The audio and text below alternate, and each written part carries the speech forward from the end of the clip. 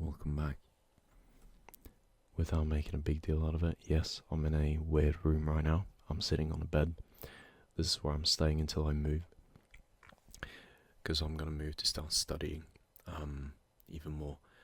And I want to be where I'm going to study so I don't have to travel that much by train anymore. So I'm just staying here for a little bit until August, the start of August, and then I move to my own little place.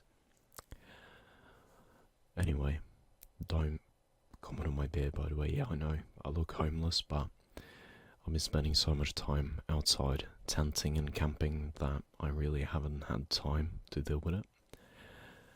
And it's very patchy, but I like having a beard. I did remove it last time, but that's because it got very, very tedious to maintain. And when I went to the hairdresser, which was a very, very, very nice woman from Iran, I think, she told me that it's better if you shave it off now, treat the skin under, and then grow it out and trim it the way you want it. So that is what I'm going to try to do. Anyway, thank you for clicking on this video, and without any skipping it, or without any, I don't actually know what I'm going to say. You know what? Let's just get started. Let's go with some mouth sounds, trigger words, and general relaxation, shall we? If I go a little bit out of focus, by the way, don't worry about it. Just make sure you close your eyes anyway. You're not supposed to have your eyes open right now.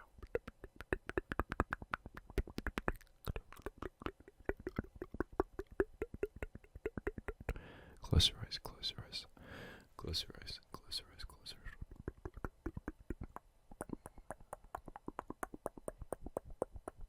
Close your eyes. Close your eyes for me, please. And try to relax.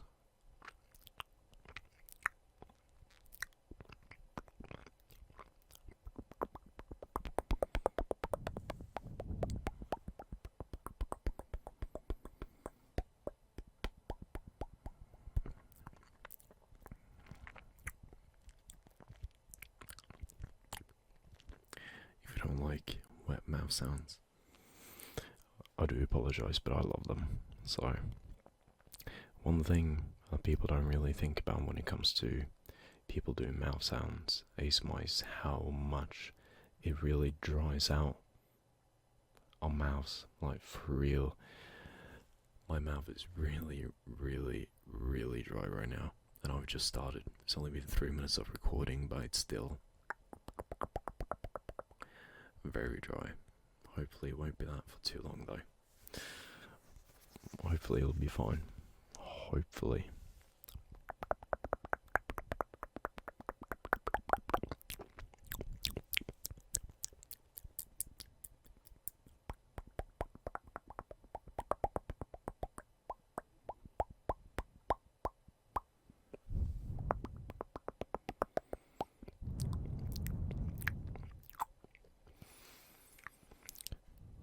Try to relax for me.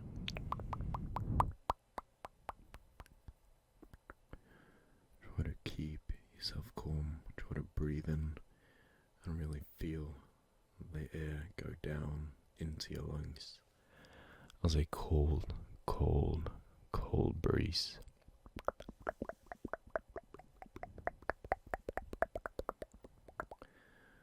And as you breathe out, you feel it leaving your body as a warm breeze. Your body has taken the oxygen it needs.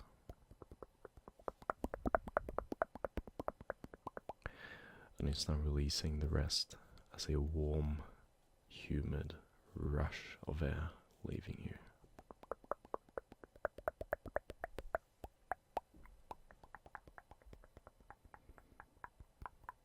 Medical fun fact.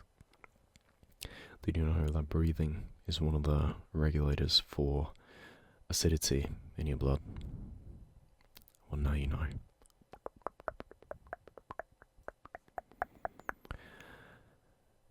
That's why every time people are having a toxic shock, we pay very, very, very, very, very, very, very, very, very, very, very, very, very close attention to their breathing.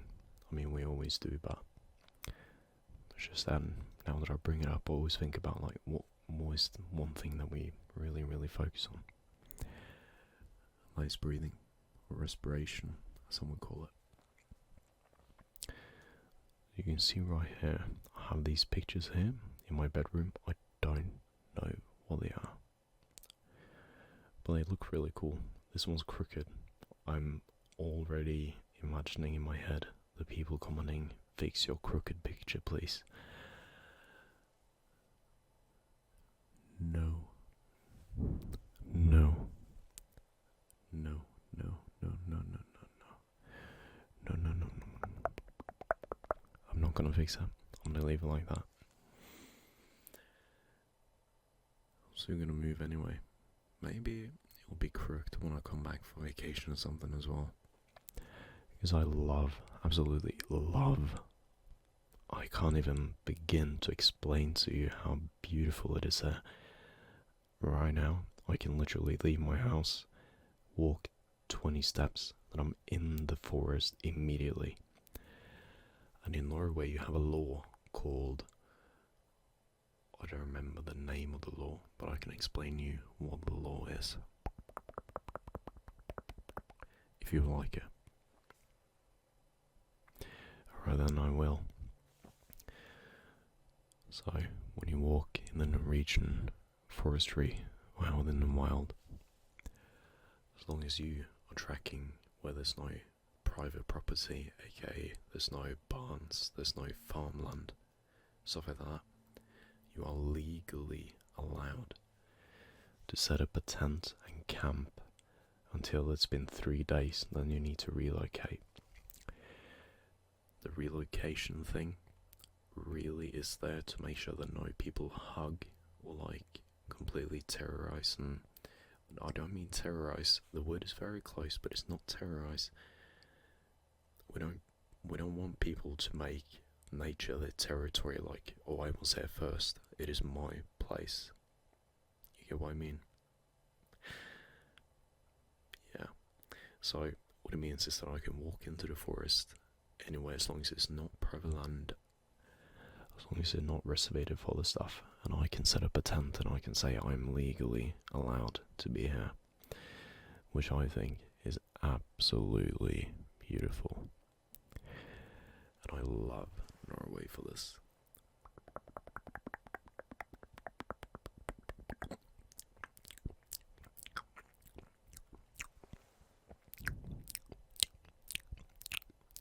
Feels really, really weird to do this because I just had a tooth extracted.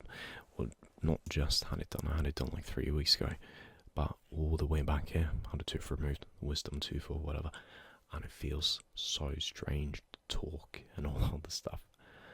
But luckily it healed pretty well. It healed fast, and I thought the first couple of days were a little bit rough. I thought maybe something was wrong, but it really wasn't. It just needed time.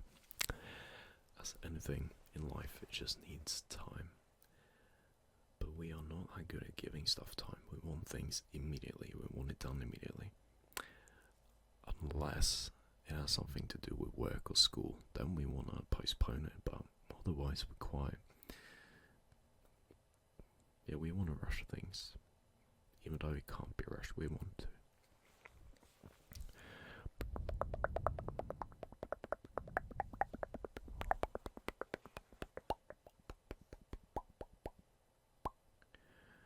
There's a quote from a song that I've been listening to a lot recently. I won't say the name or anything due to fear of copyright strike, but there's a simple line in the song that says there's no such thing as time to kill or time to throw away, which has really got me thinking a lot about like how a lot of things, when I think back, feels like it was yesterday, but it was a couple of months ago. It really just puts into perspective that things really just past us, and if you don't sit down and you really take the moment for yourself, then it is kind of wasted, isn't it? I don't want to give it like a midlife crisis or anything, but just think about it, just keep it in mind, yeah? Just keep it in mind, try to be more attentive and respectful towards the time that you're in and the time that you're allowed to experience. That's all I'm asking.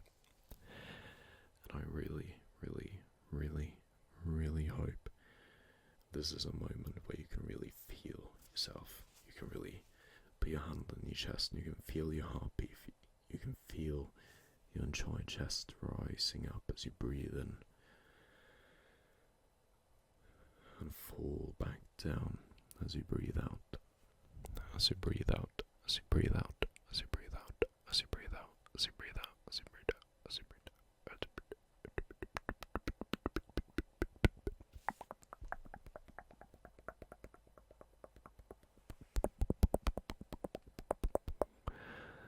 I really, really hope that you're feeling this relaxation and that all the stress and worries are kind of like going away for a little bit at least. Because for me, every time I feel stressed or nervous about something, I always think, save this feeling of like impending doom, which we feel a lot from stress and anxiety, right? And I'm always like, think really hard about this feeling. And then think back on what feelings you had when whatever you're nervous or worried or anxious about is over.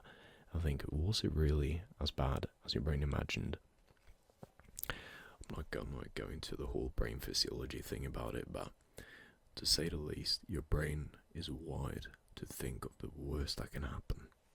To prepare yourself, we're quite primitive that way with our brain. We're always like, what could hurt us, what could be dangerous, to prepare ourselves, to protect ourselves, but we need to be able to control it, we need to be able to manage it.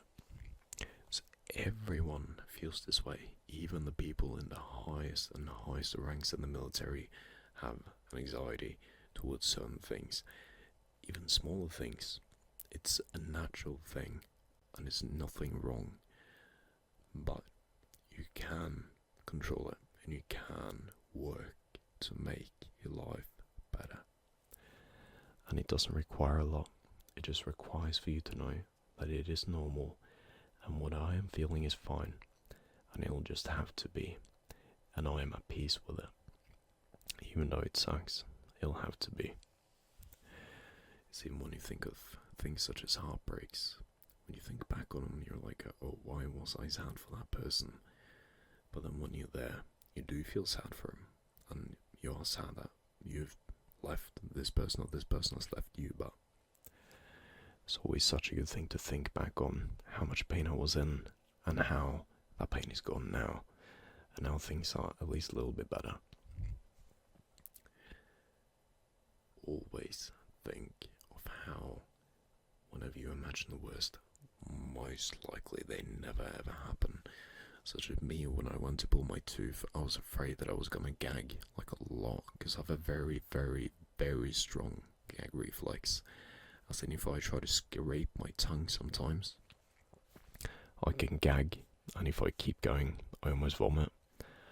But it didn't happen when I was there. I told the dentist about it, like, I have a serious gagging reflex. If I recoil, you've done nothing wrong. It's just my body. It's just how it is. Even when I used to smoke, which I don't do anymore, believe it or not. I know my voice is a little bit harsher right now, but it's because I'm a little bit tired. But back when I used to smoke, even the smoke from the cigarette used to make me gag.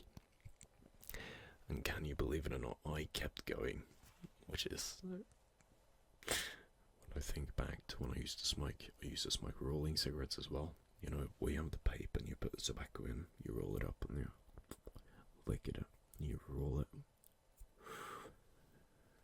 and then you smoke it. Right, I used to do that every single day. From whenever I woke up, I would roll one. Before I went to bed, I would roll one. I'm just so happy that I've gotten rid of it.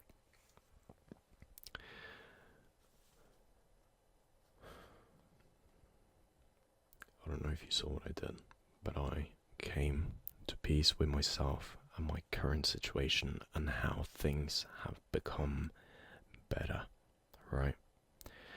Never forget where you were and where you are now, right? Because no matter how you look at it, things do get better. I know it won't seem like it will, but if it's just small things, you know. I think people make a big deal out of, oh, this isn't a big deal, why are you crying? Well, it's like, okay, you're crying, tell me why.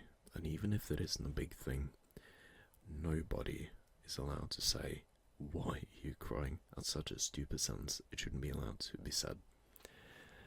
I really, really, really believe that crying at least once a week is the healthiest thing we can do.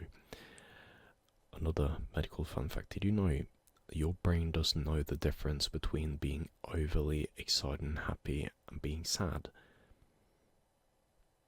This is why when you get really, really, really happy and stuff like that, you can end up crying, like tears of joy. Heard of that? Completely natural. It doesn't mean that you're soft, doesn't mean you're sensitive, it just means you have a brain. So even men can do it. Even big, manly men like me, which I'm not, are allowed to cry. You as well, if you're a male. And I'm not excluding you females or any other genders. Everyone's allowed to cry, no matter what gender you are or identify as, or want to be, or have been, or whatever. However that goes, the only thing that matters is that you're at peace with that. Your brain makes you go through emotions, and it is fine, and it's completely safe. And you are going through what everyone else is going through as well, but you're embracing it, and you're allowing it to happen, and that is gonna heal you. I promise you. I used to be one of those person who was like, oh, I can't cry, that'll make me feel sad, but now I'm like, alright, I feel like I need to cry, I'm gonna cry. It's such a mental reset to actually get it out, don't keep it in. It's almost like if you have a water balloon, right, and it's about to burst, what do? Well, you let the water out or else it's gonna burst. You don't want the balloon to burst before you want it to, or you don't want it to burst at all, you want to play with it. As a very bad example, when I started bringing in playing with it or bursting, whatever, what I mean is that when pressure builds up, you need to release it. If you don't release it, it's going to release itself. And if you release it, you can release it controllably. It's like a gas canister, you know, the ones you bring in when you camp. So, gas canisters, I have one in my backpack, but I can't be bothered opening it.